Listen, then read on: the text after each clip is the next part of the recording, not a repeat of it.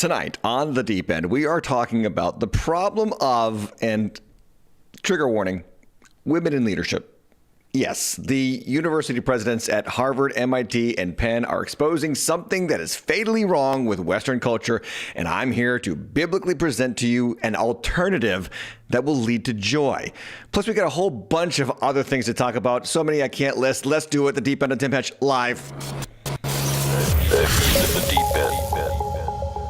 Yes, everybody, welcome in. It's been a 2-week break from The Deep End, but we are back with episode 11 of season 7 on The Deep End, and I am your humble host, Tim Hatch. And if you would be so kind as to follow us on all of our social media channels, but we've got some stuff to talk about, and that is the fact that we are being given Exhibit A, B, and C of the problem with women in leadership. And mind you, I am not talking about business leadership, and I'm not talking about even some forms of civil leadership. I'm talking about the leadership of education, instruction, development of the young. When men step back, women unfortunately have to step up and do what men should do. And this is not going to be a popular episode, and I totally understand it, but we're going to do it, and we're going to cover it, and I'm going to show you biblically why, and contextually in our context of culture right now, why we need to re-examine what the scripture says about male leadership, male headship, because all the chaos on the political talking points of Hamas and Israel, all the outrage against Israel from our institutions of higher learning have their roots in a failure of men to lead and then women filling the gap in the name of equity, inclusion, equality, and feminism, but ultimately to the detriment of our young. So welcome into the channel. If you're here for the first time, this is The Deep End. We do The Deep End on Tuesday nights at 7:30. We do the deep dive on Wednesday nights at 7:30. Bible study tomorrow, culture and news today. And if you aren't aware, we also started a membership plan. If you are interested in joining us and helping support the content, there are the 3 tiers. Thank you for all of those who have signed up, and you can join our Discord community. You can get inside sneak peeks at how we put our content together, and then you get shirts and books and all kinds of stuff, and then also announcing the new swag shop at timhatchlive.com/shop, where you can get new swag, new articles of clothing, bunch of things up there. I think there's like 15 things for sale. That helps the support channel, helps get this content further than we've ever gone before. But let's get back to the content, because that's what you're here for, and we'll do Deep End News. Deep End News. The news you choose if you could choose news. Okay, so the question is simply this. Are Ivy League colleges endorsing anti-Semitism? And of course, if you're not living under a rock, you have probably heard the news that the president of Harvard, Claudine Gay, the president of MIT, Sally Kornbluth, and the president of UPenn, or the University of Pennsylvania, Elizabeth McGill, all of them made headlines last week over their reluctance to punish kids who called for the eradication of Israel. Now, this is important, and language matters, because I am not saying that they didn't punish kids for holding certain views. I am saying that they refused to denounce the children or even the calls for the genocide of the Jewish people. Now, they've been under fire for dogging simple questions posed by Representative Elise Stefanik in Congress on whether or not calls for an intifada, which is an uprising against Jews. That's what the meaning of the word is. And an intifada means uprising, and it is a colloquialism in the Arab world for extinguishing Jews, and for such phrases as river to the sea, Palestine will be free, and by any means necessary, which means no matter what it takes, let's just get rid of the Jews. And they refused to answer simple questions. Does that violate their code of conduct as institutions of higher learning? And this is a synopsis. I'm not going to show you all the footage, but this is a brief synopsis of how they chose to respond to Representative Stefanik's questions. Watch. The rules around bullying and harassment are quite specific. And if the context in which that language is used amounts to bullying and harassment, then we take action against it. But you've heard chants for intifada. I've heard chants which can be anti-Semitic depending on the context when calling for the elimination of the Jewish people. The answer is yes. It is a context-dependent decision, Congresswoman. It's a context-dependent decision. That's your testimony today. Calling for the genocide of Jews is depending upon the context. That is not bullying or harassment. This is the easiest question to answer. Yes, Ms. McGill. Context. Now, the backlash against these presidents has been enormous. Except for Saturday Night Live, where they thought that the real problem was how Elise Stefanik posed the questions, and they made a totally unfunny segment cold open based on that congressional hearing. But for the rest of the world, those not encapsulated in the bubble that is the elite capital of New York City in the fictional world of Pan Am, these presidents seemed completely outmatched and unbelievably obtuse about what should be a simple issue. Calling for the genocide or obliteration of any particular group should violate the codes of conduct at universities, and students who call for them should be punished. Imagine if students in the lunchroom of Harvard were chanting KKK slogans calling for the eradication of black people, or Muslim students holding a protest to call for the death of gays by tossing them off buildings, which is what they literally do in Palestine. I imagine these presidents would take swift action against such speech, but it's the Jews, so no big deal, right? Well, there is a backlash, thankfully. The Daily Mail reporting the world is watching fire those hateful presidents now. Congressman Elise Stefanik shamed 3 top college bosses in infamous Jewish genocide row. Here she writes for the dailymail.com to make her unswerving demand. And I got to give Elise Stefanik a lot of credit. Now, she's going to be hated by the media because she is a pro-Trump Republican. She's got an R next to her name, so that immediately makes her suspicious in the eyes of the media elites out there. Well, she has had a lot of impact. She's awoken an entire culture, an entire generation to the indoctrination of the elite universities of our country. And I've reported about this on the channel. Those of you who are deep enders, you are not shocked. We've talked about this extensively. By the way, we talked about the fact that Qatar, an anti-Israeli government filled with Arabs and the home of the Hamas president and leader right now, has been funding institutions of higher learning in our state, in our nation, for a generation. Billions of dollars have poured in from anti-Israeli governments into the institutions of higher learning, and these presidents are afraid of offending their donor class. Well, so far, the hearing has cost at least one of those presidents their job. Elise McGill of the University of Pennsylvania tendered his resignation.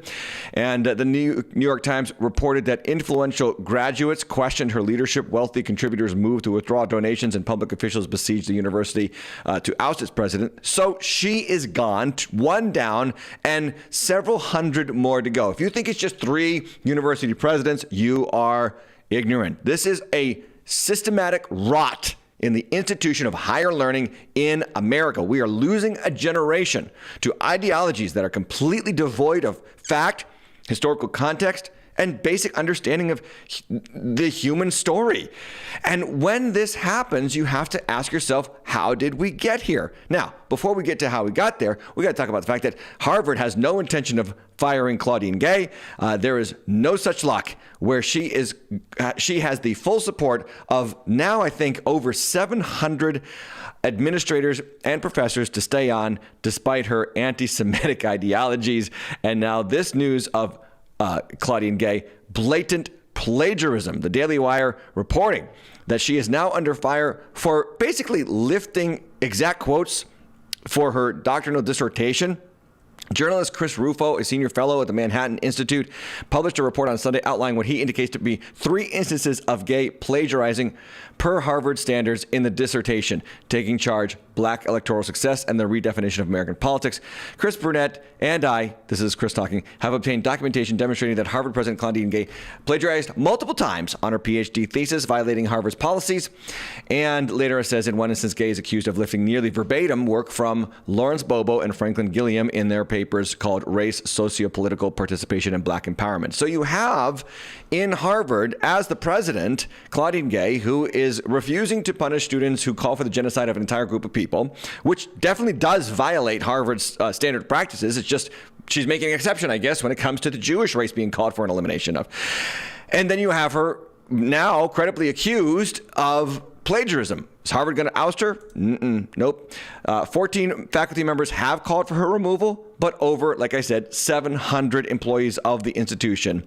And by the way, these institutions are bloated with administrators. I think it's like 1-to-1 administrator staffing per student. And that's why it costs $80,000 to send your kid to these schools, because they got to pay all those salaries. So she has 14 faculty members calling for her removal and over 790.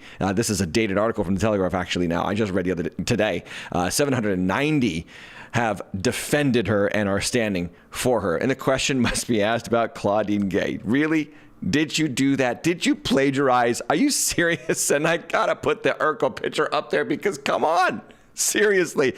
Anyway, this is Harvard, right? Harvard is all for equality. Harvard is going to look the other way, right? When smart students make a mistake. Maybe those kids in the quad that are calling for an intifada, they're just mistaken. They're just misspeaking. There's an internal issue. No, they don't need to reprimand those kids. It's Harvard. They have a lot of grace for students, right? That's Harvard, right? No, it's not. Remember, it was just 2019 after the horrific Parkland High School shooting, where Harvard rescinded admission to a prospective student named Kyle Kashuv. Now, Kyle Kashuv survived the Parkland shooting in 2018, and then he refused to get on the gun control bandwagon and make all kinds of public appearances calling for the elimination of private ownership of weaponry. And the deep state went to work and dug up his couple of uses of the N-word on a group text to friends years earlier. And though Kyle profusely apologized, the rejection stood, and he did not end up going to Harvard. So are we following the logic here? Do not clearly denounce calls for the eradication of the Jewish race, and you can keep your presidential position at Harvard. But if you at any point in your history used a racial slur, even in the presence of your friends alone, then you are forever banned from the institution. Now, I call that a two-tier level of justice, but who am I? Just a lowly podcaster. By the way, Harvard also has rules about using pronouns. They consider it abuse if you misgender somebody, and they'll throw Title IX at you and accuse you of things like fat phobia, sizeism, cis heterosexism, or ableism. I mean, literally, Harvard has rules that if you use any kind of language that could offend fat people or homosexual people or disabled people or short or tall people, then you could be punished. But calling for the eradication of the Jewish people is okay?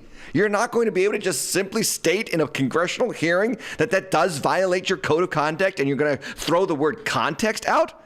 In other news about Harvard's standards of practices, they have this weird power and control wheel that they give to the students, which has segments of a pie-shaped wheel here that talk about people who could possibly use their power and control in abusive and harmful ways, which could lead to disciplinary action on the part of the institution. And of course, there's the requisite huge pie for the anti-queer and anti-trans views, which are very uncalled for on the Harvard University campus. But again, calling for the eradication or intifada against Jews is okay in some context. Now, more evidence that Harvard is displaying a two-tier justice system. We found this from the today.com article page. Colleges are revoking admissions offers due to hate speech. This is not Harvard, but other colleges. Marquette revoked a lacrosse player's admission for trivializing George Floyd's death. All he did was question George Floyd's death.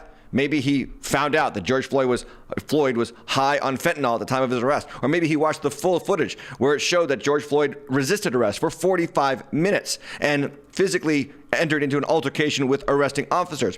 And maybe he questioned some of the facts. So guess what Marquette did? You're not allowed to come to our school. A valedictorian was denied entry at the University of Florida for being racist. A Cornell University football recruit was rejected for using a racial slur. And all of those instances are fine. If you want to have certain standards as an institution of higher learning of who can and who cannot enter your school, you have the right to do that. Admission to Harvard is not a protected constitutional right or liberty. It is an opportunity afforded to you by the Constitution of the United States, but Harvard can make whatever policies that they want, so far as they don't break the laws of clear discrimination, as to what kind of standards of morality they expect from their incoming freshmen. It's clear that the universities know how to discipline someone who holds offensive views and speaks offensive things. The question is, why are they so unwilling to do so when the person speaking offensive things is only offending the Jewish people? Like, words hurt, right? They don't want to hurt or offend anyone on college campuses anymore. We have been covering this ad nauseum on this channel for years.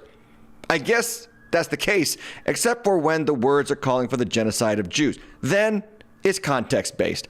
Oh, and for the win, Yale has taken firm action against all forms of anti-Palestinian sentiment.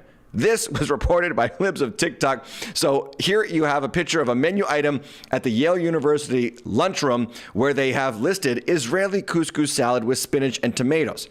Well, guess what Yale has done? They have made sure that that anti-Palestinian, pro-apartheid menu item is taken care of. And this picture was captured a couple of days later. Now it's just called cuckoo salad with spinach and tomatoes. So take the Israeli out, because we don't want those fomenters of apartheid and colonialism having any mention of food in the Yale lunchroom. That is insane. And that is pretty much typifying what's going on in the elite universities of our country. They no longer teach, they indoctrinate, they no longer inform, they no longer expect students to actually stand up and do research or examine ideas and embrace different ideas and wrestle with hard and challenging concepts. No, it's basically about coddling a certain mindset and really perpetuating some very far left-wing progressive ideologies upon the students of the next generation.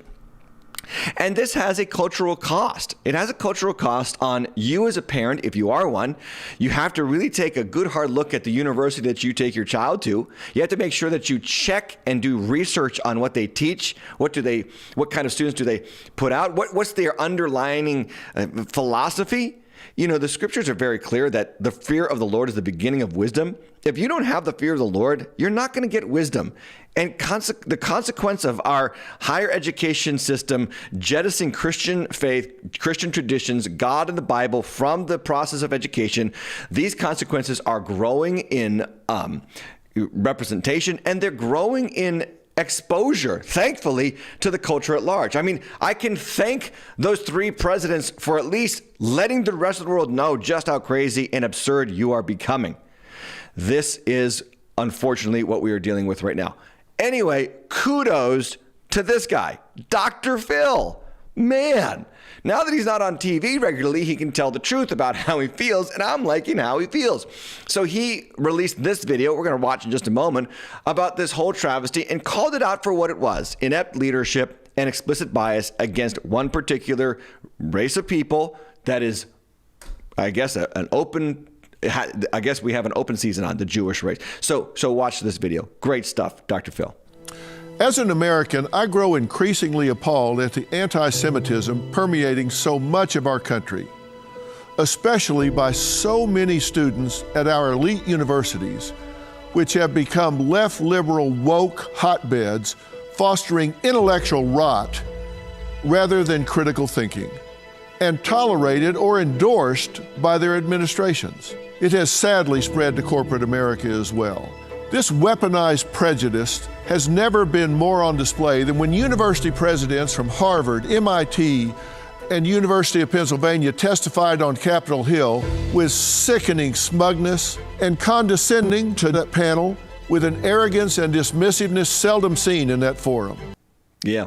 Later on, by the way, he goes on to talk about the context. When they throw out the term context, I didn't even know this. Dr. Phil evidently went to Israel and toured the sites and watched the videos of the restricted footage that you're not allowed to see about Hamas's attack on Israeli citizens back on October 7th. Watch this. Context. Okay, I'll give you some context. While you were intellectually selling out, bringing shame to your institutions and this country, I was working with the Israeli consulate, viewing the highly restricted footage of October 7.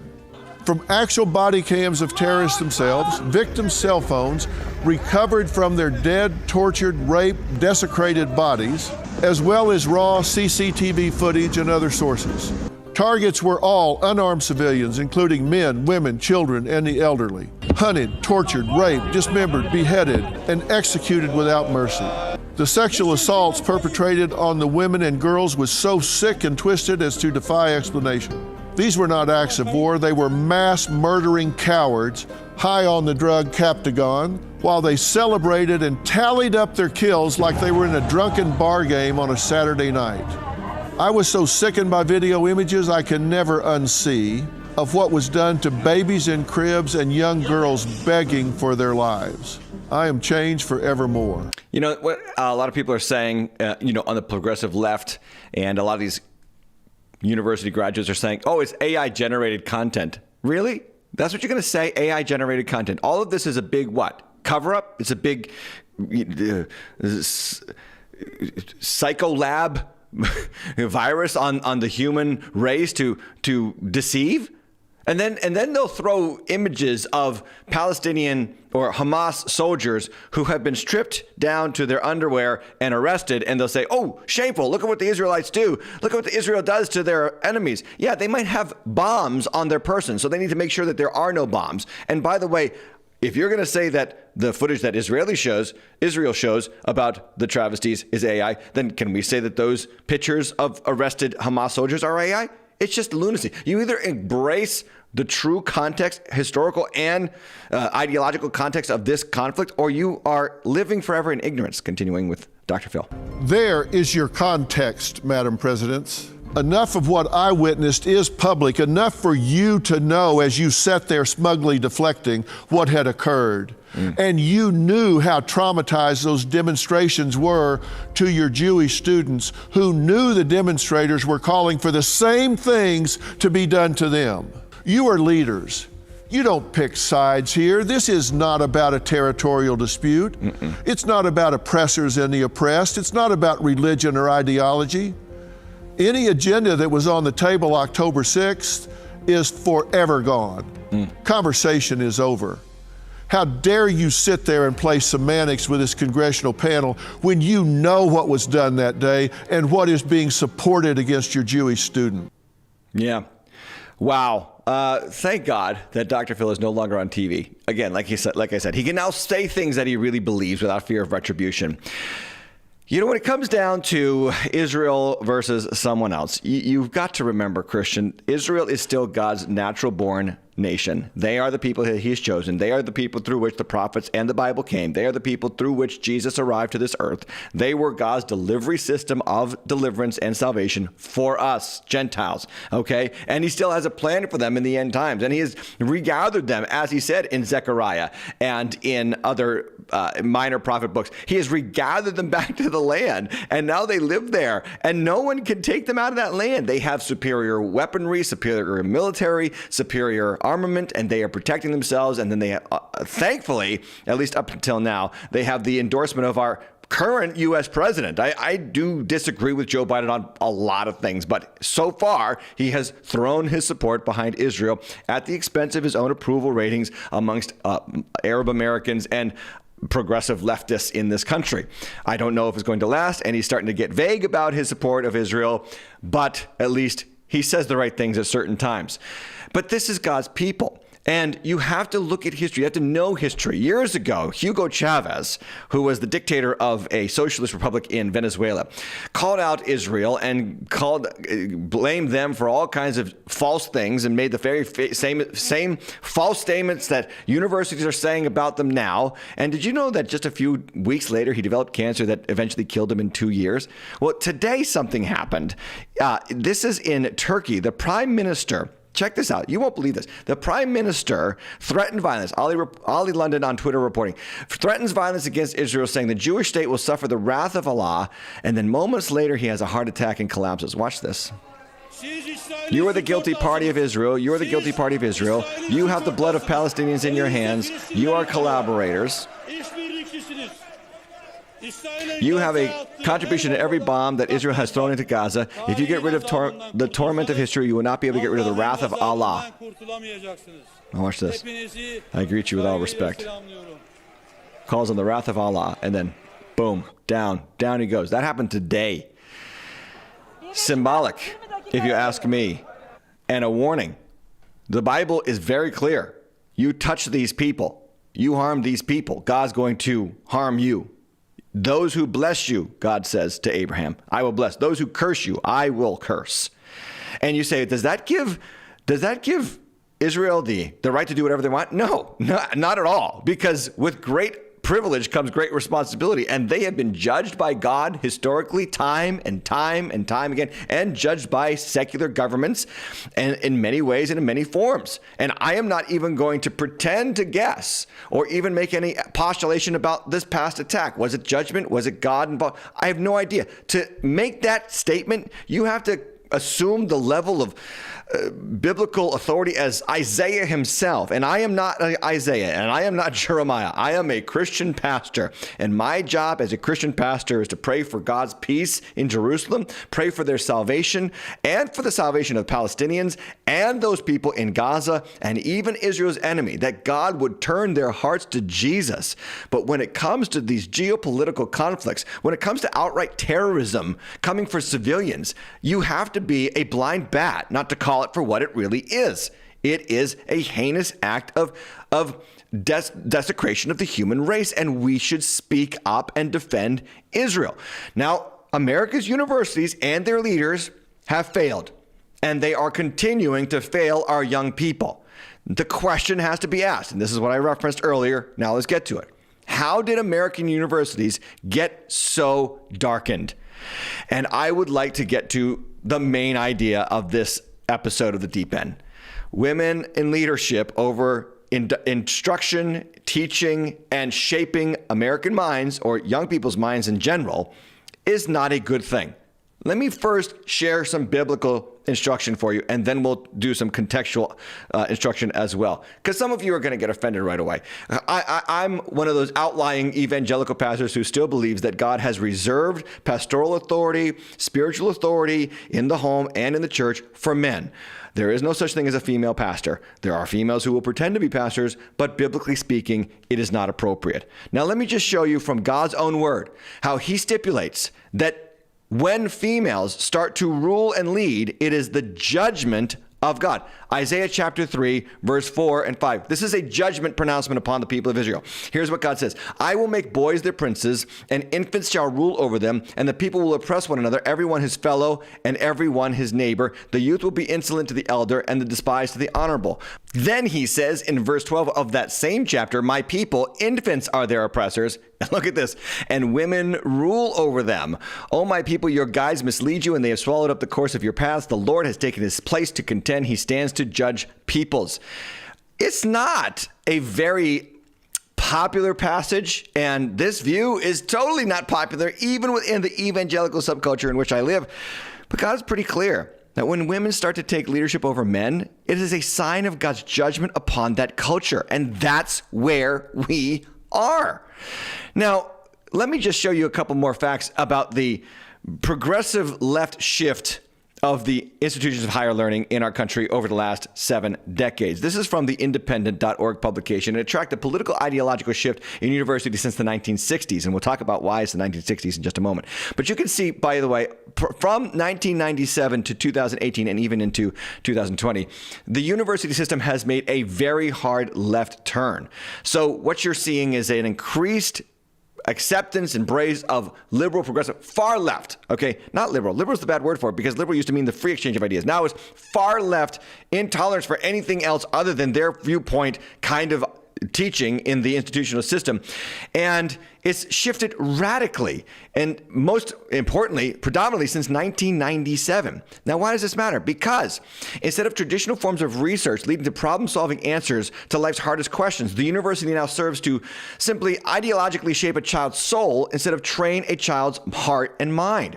Now, according to the most recent, and this is from this article on the independent.org, according to the most recent available surveys from the UCLA Higher Education Research Institute, liberal and far-left faculty members grew from 44.8% in 1998 to 59.8% in 2016 and 17. Liberal and far-left faculty no longer make up a plurality of American academics. They are now the clear majority. The primary driver of this leftward shift is the growth of faculty members who identify as far-left. Since 1992, this group has expanded from 4% to 11.5% of all university faculty, and some far-left faculty tripled in size and now sit at a parity with all conservative faculty.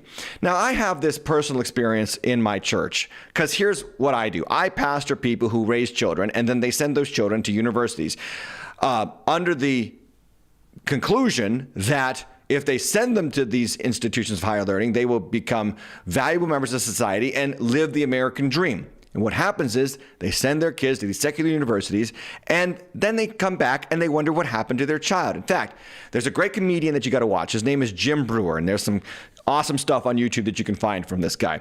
But he discussed this in his dynamic. He discussed this dynamic in his special from 2021, I think. He sent his daughter away to college, and she came back for Thanksgiving break and refused to eat any of the ethnic food that he wanted to eat over the break for fear of cultural appropriation. He literally said, "What happened to you?" Everything was racist. Everything was the patriarchy. Everything was misogynist. And he basically says, "I lost my daughter because she went to school for half a semester at one of these universities." And so what happens, and I've seen this in my own church as well, is one of 3 or 4 events happens that I have witnessed. Number one, the child goes to these liberal institutions and they adopt a temporary mindset aligned with far left political idealization, and then they come back around after college when they enter the real world and they got a job and they got to work for themselves and start paying taxes. Number 2, and this I have seen happen as well. In fact, one of my next door neighbors actually is having this happen right now with his son in Georgetown University. The child goes to these far left institutions, sees the far left indoctrination, and lies, and just goes along with it and puts on a facade of embracing the ideology just to get the grade, get the degree, and then eventually get the internship and the job, and then live how they want as a conservative in the public marketplace. So that's number 2. And so, you can take that route if you want to. It's up to you. But number 3, I've seen this happen. The child stands their ground, fights openly for conservative or biblical views, in which case they are either barred from entrance to university or struggle for good grades because the oppression of the left-wing ideologues is a real thing. That's what is up for. That's the stakes that are involved here with your child's future. And we have to even go deeper, because it's beyond just the judgment of God upon a culture that has walked away from him that we are seeing. We have to go back and look at the 1960s even more deliberately. A generational shift occurred in the 1960s. No one doubts that. It was the sexual revolution. It was the civil rights movement. It was kind of like a generational shift in politics, as you had a young JFK beat Richard Nixon, kind of like an establishment, older generation presidential candidate. And everything kind of got turned upside down in the 1960s. So we found on the team here this article at JSTOR. Now, if you don't know what JSTOR is a digital repository of academic journals and publications. So basically, it makes all the academic journals and publications available to you online, and you can go and research these things yourself. Here's this article that I found. Going to college to avoid the draft, the unintended legacy of the Vietnam War. It says between 1965 and 1975, the enrollment rate of college men, listen to this, men rose in the United States and then fell abruptly. Many contemporary observers attributed the surge in college attendance to draft avoidance behavior. In other words, not going to war to fight for your country. Under a policy first introduced in the Korean War, the Selective Service issued a college deferments to enrolled men that delayed their eligibility for conscription. These deferments provided a strong incentive to remain in school for men who wanted to avoid the draft. For example, the college entry rate for young men rose from 54% in 1963 to 62% in 1968, the peak year after the draft. Moreover, both the college entry rate and the number of inductions dropped sharply between 1968 and 1973, the end of the Vietnam War, and the draft being phased out. Now, technically, the article says men who had held college or other deferments were eligible for induction until age 35. Since few men between the ages of 26 and 35 were ever drafted, however, men who were able to maintain a college deferment until their 26th birthday could avoid service altogether. Those who finished a bachelor's degree before reaching the age of 25 could apply for a graduate deferment until 1968 and could apply for an occupational and dependent deferments throughout the period from 1965 to 1970. Let me summarize what that is saying. The Vietnam War was a very unpopular war, and the merits of that war can be argued elsewhere. That's not the point of this show. But what it did was it presented young men with a choice. Go to war and fight for your country, for whatever that means concerning that war, or find ways to avoid fighting your country, fighting for your country. Now, what do you call a man who is unwilling to fight? The word begins with a C. Coward, yeah? A man who will not fight for his country, who will not fight a battle that needs to be fought, who will not be responsible when called up to serve in civil service for his nation. That man finding ways around the laws to get out of going to war, in any estimation, is a coward. This is from the powerlineblog.com. I love this article. I encourage you to read it. How and when did universities become so crazy left? It says there are lots of reasons for this and no single reason, but everyone talks about the 1960s, America's Cultural Revolution, and this is true, but on closer work, I think we can make about more specifically about one of the greatest examples of the law of unintended consequences from a well-meaning social policy, the student draft deferment system in the 1960s. Thousands of young men who might not otherwise have gone to remained in college and did so to avoid the draft, and many thousands of them continued into graduate school. That's so that they could teach in school to continue avoiding the draft. And newly radicalized departments, especially sociology, which literally does nothing for human development, expanded to absorb the draft dodgers.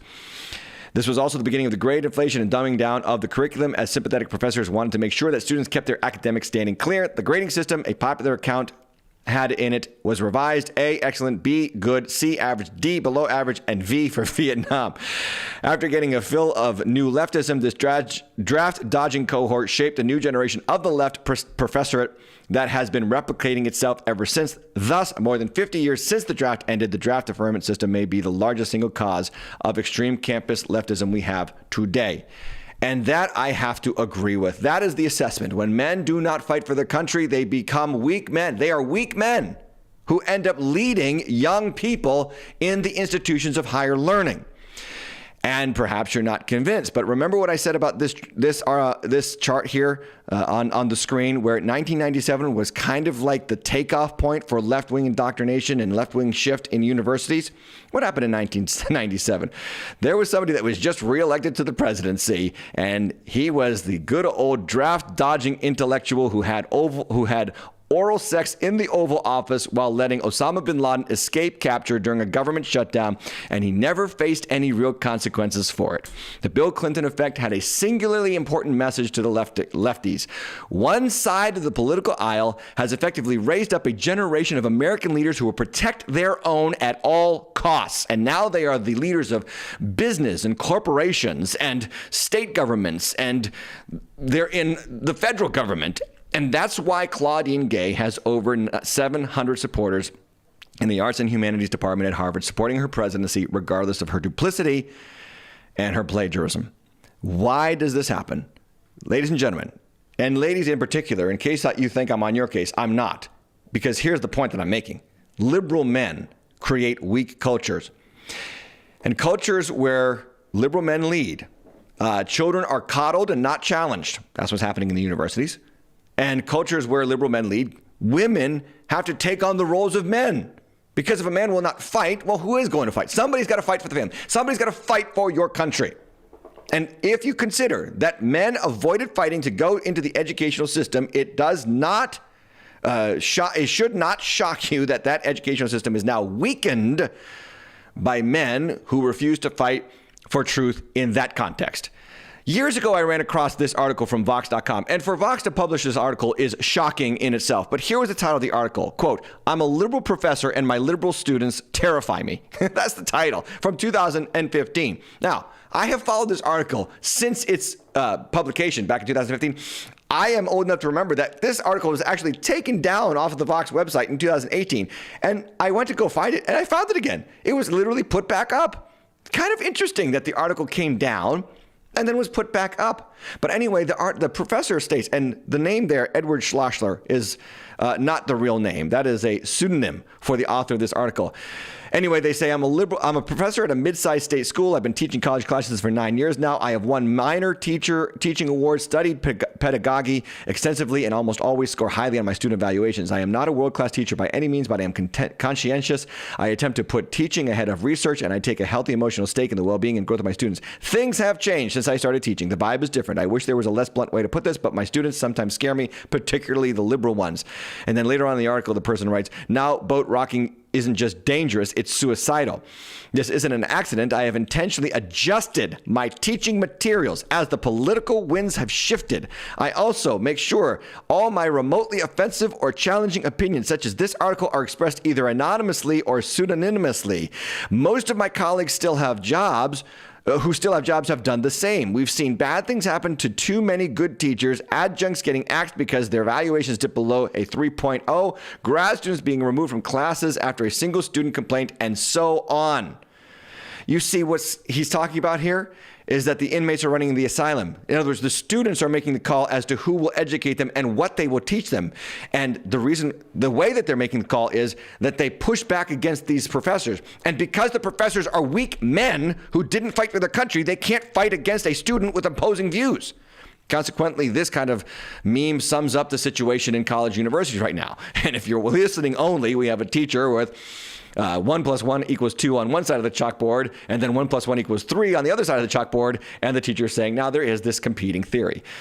Yeah, liberal men lead to weak cultures, strong men lead to strong cultures. And we need to fight for strong men, because I am laying this at the feet of weak men.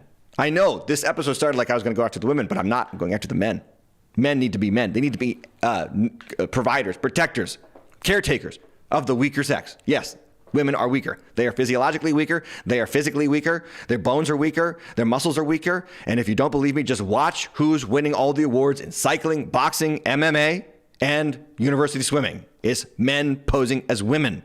And this kind of talk right now will get me suppressed on YouTube, but I will say it anyway. More evidence of the weakening of our children's mind and the institutions of higher learning. Even the Catholics are caving to this nonsense. An all-girl Catholic college is now accepting men who identify as women, and it is just absurd. This is St. Mary's College.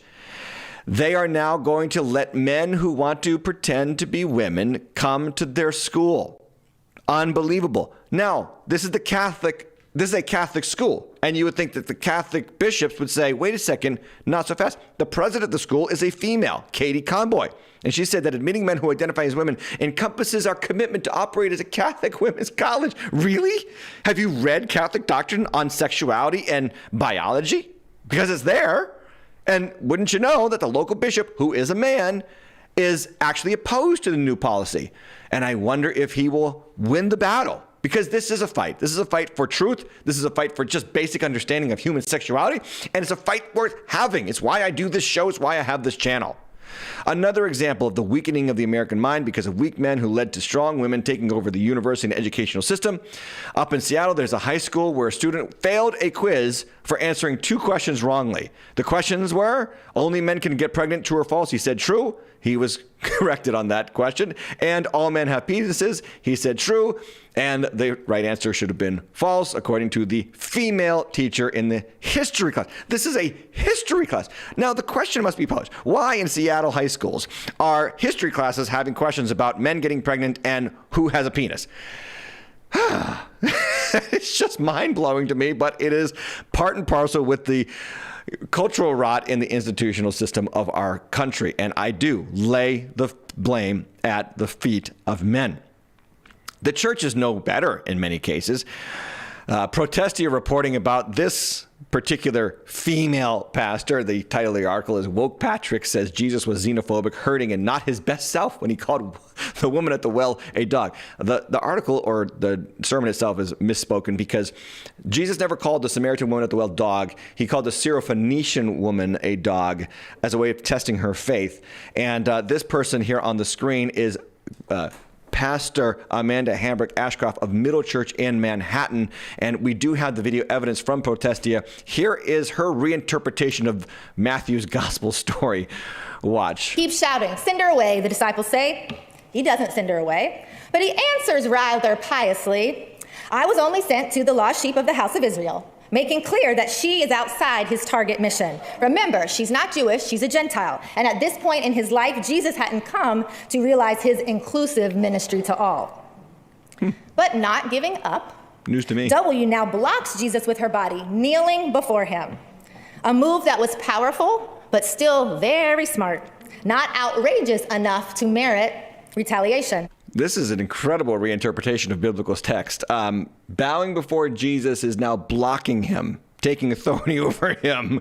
And now this Syrophoenician woman, is charged with instructing the Lord of Glory that he should be more inclusive. Continue. She's still playing by the rules of the social, religious, and cultural order while simultaneously pushing their narrow limitations. Lord, help me, she screams a third time. But now, W pulls another fast one on him. She responds to his insult from her context. Isn't it amazing that this woman was able to pull a fast one on the person that the Gospels report was able to read the minds of every single person in the room? But the Syrophoenician woman pulled a fast one on the Lord of Glory. In his context, people don't keep dogs in the house. They're not revered. But in hers, dogs are beloved members of the community. So by saying that dogs even eat the crumbs, she moves the story from one of scarcity to abundance. No, in the pagan world, dogs were never beloved members of the family. That is a modern invention. But go on with your inaccurate historical context. She says, we've got so much food, we have leftovers. And our dogs, who we happen to love, get some too. She resists denial by speaking from her own cultural context, her unique place of identity. And guess what? Her boundary-crossing, script-flipping, brilliant use of culture and context caused Jesus to jump course, to change. There is enough, Jesus, she teaches, even for the other, who is outside even what you think is outside. Jesus was fully aware that the outsiders, i.e. the Gentiles, okay, not those with their own presupposed personal identity markers, but the Gentiles were going to be welcomed into the church. That's what he says in John's gospel when he says, I have sheep of outside of this pasture, I must go and save them too. No, he was not informed by the Syrophoenician woman. He knew exactly what he was doing, and he was testing her faith in the story of the scriptures, even in the Old Testament narrative, where Isaiah repeatedly talks about the Gentiles coming to the glory of the Lord through Messiah. And even Abraham's promise from the Lord is all nations of the earth will be blessed through your family. So unfortunately, Amanda, your scriptural interpretation is defunct. Jesus was not taught by the Syrophoenician woman at all. She goes on, and here's how she summarizes the lesson. And this, again, all these evangelical guys who are letting their wives preach and other women preach, this is the future. This is where you're going. This is where you're headed. Good luck. Watch. But a woman changes Jesus' mind. A woman helps us see Jesus' humanity. A woman changes the course of his entire ministry. And not just a woman of a different outside religion, race, culture, and status. That kind of woman changed the world. So what do we do with this Jesus? This male, also influenced by society and the patriarchy and race, and not knowing what always to do with himself, Jesus. Yeah, you know what this is? This is reading your context into the biblical text. This woman is now taking modern ideologies from the left-wing political side of the aisle and imposing them on an ancient Jewish text, regardless of the historical contextual realities in which Jesus lived. We call this eisegesis. This is not exegesis. Isis meaning to put in, exa meaning to draw out. And this is a classic example of bad biblical interpretation. Anyway, I have no more time for this. She talks about forgiving Jesus and letting Jesus off the hook because he was still learning too, and he was having a bad day. Let me just tell you, nobody needs to forgive Jesus, and I refuse to let that blasphemy continue on my page, on my channel. So when you have pronouns in the bio, that's a big red flag. Back to the point. Scripture holds man accountable. He does. God holds man accountable. In the garden, when Eve listens to the serpent, when Eve eats the fruit first, when Eve hands it to her husband, guess what God does? He shows up and he questions the man. He says, what did you do? Where are you?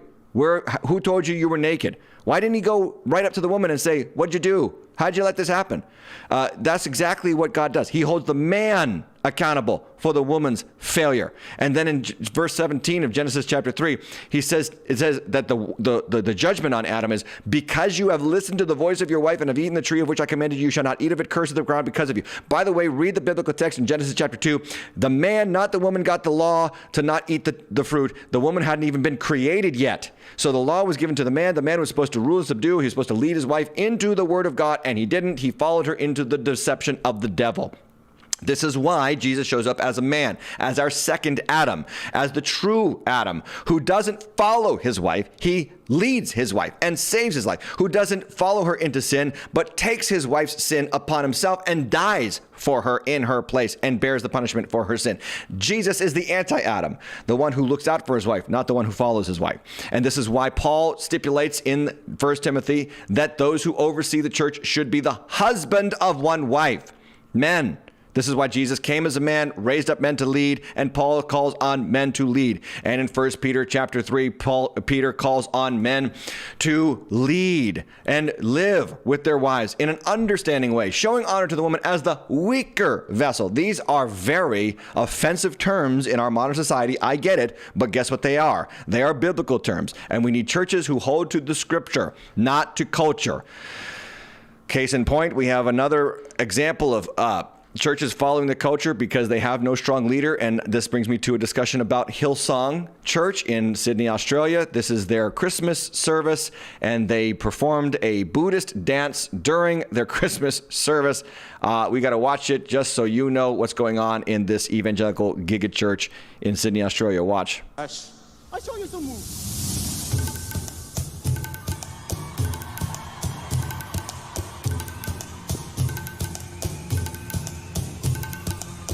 What this has to do with the birth of Christ, I have no idea, but we'll just continue to watch because I can't believe what they're doing. Anyway, watch this. Do you love me? Are you riding? Say you never ever leave from beside me. Cause I want you and I need you and I'm down for you always. Kiki, do you love That's a Drake song, by the way. Say you never ever leave from beside me. Cause I want you and I need you and I'm down for you always.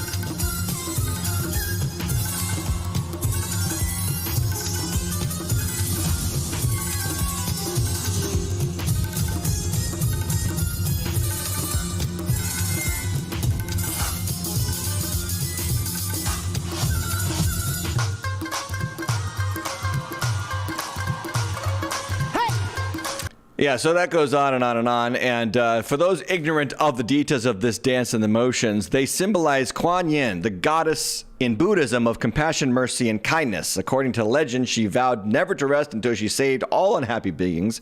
But realizing that she couldn't do it as she was, the Buddha gave her multiple heads and arms in order to save so many. She is frequently depicted with varying degrees of arms and heads, but always sitting on a lotus flower while wearing a headdress of some kind.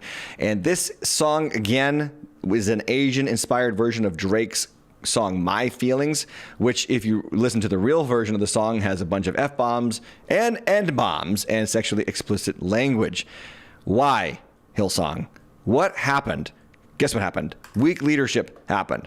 Now, when you have a weak leadership in the church, you have the redefinition of the church. And that brings me to news in pop culture about a movie that's coming out to teach you how to be, less evangelical, less concerned about winning souls from eternal damnation, and more inclusive and accepting of all kinds of people. Rob Reiner has partnered with professing Christians to produce a movie called God and Country, exposing the evils of Christian nationalism. And he tweets out about this. Christian nationalism is not only a danger to our country, it's a danger to Christianity itself.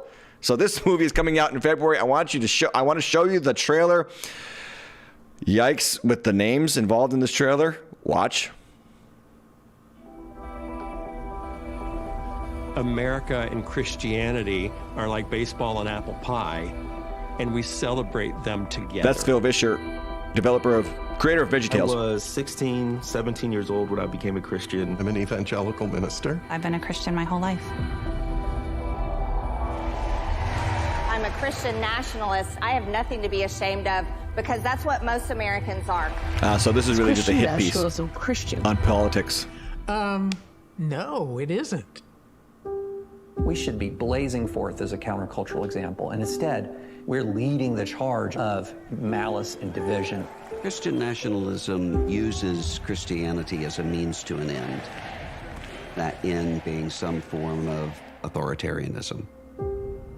Being a Christian is about the values of inclusion. Christian nationalism is certainly not based on the values of the gospel. God wants America to be saved. They're told over and over and over again that you're in danger. You need to fight if you don't want to lose your country. We are in a civil war between good and evil. This is not a movement about Christian values. This is about Christian power. What happens to the people who don't believe this stuff? We are on the precipice. God is on our side. We're taking our nation back. The thing that keeps me up at night is that we lose democracy. Does that seem possible? Yes.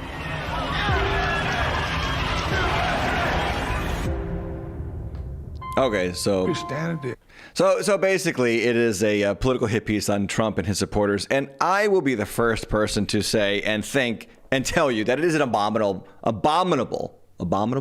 image of Jesus wearing a MAGA hat. Of course, that is disgusting and disgraceful.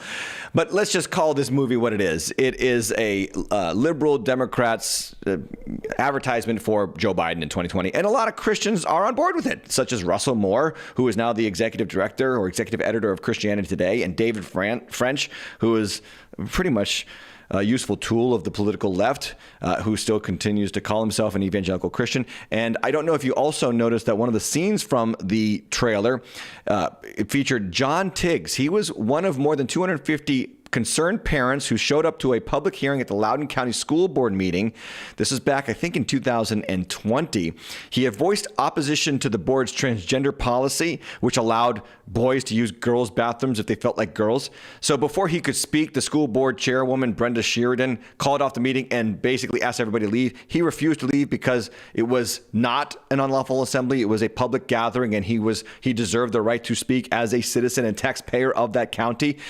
Thankfully, he stood his ground, but he was arrested, and he was trying to exercise his free speech right at the public gathering.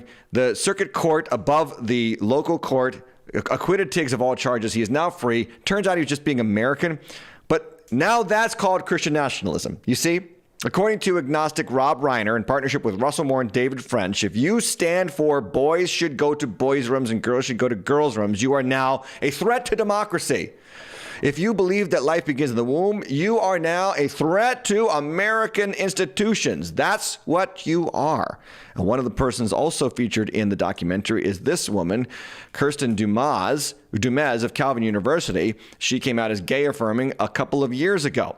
So here's what it is. What's Christian nationalism according to the political left? That if you are pro-life and pro-family, you are a threat to the very nature of our society.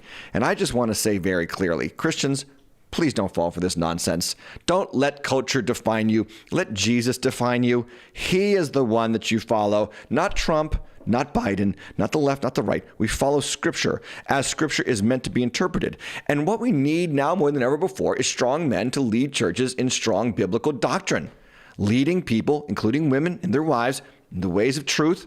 I am not saying that women are less valuable. They are not second-class citizens, not in any way, shape, or form. They are equal partners in God's gift of life. By the way, in the creation mandate of Genesis chapter 1, God gives both to the male and the female the right to rule and subdue over the earth, over the animals, to flourish, to cultivate a world that benefits all of humanity. But the spiritual leadership of that culture belongs to the male. And I will die on that hill because I think it's worth fighting for. And our current social moment is screaming for more people like me to do just that. Would you support me in doing it? And choose one of the plans and help us out here on the Tim Hatch Live channel. The $10, the $20, the $30 levels, they all have different benefits, and I will put that bigger on the screen, or it's not that much bigger, but it's there on the screen for you. Thank you for those of you who signed up. We are getting more and more subscriptions every week. There's an insider community already chatting and being part of that. Join the community at patreon.com/TimHatchLive. When you support us, it goes to Project Rescue. 10% goes to Project Rescue, 10% goes to the American Bible Society, money. We do above and beyond the 10th. We go 20% on this channel because we want to be a river of God's blessing. There's a lot more to talk about, and it's going to be on the extra content for subscribers, and we're going to get to that now. But other than that, have a great night in Jesus' name. I hope to see you at the deep dive tomorrow night.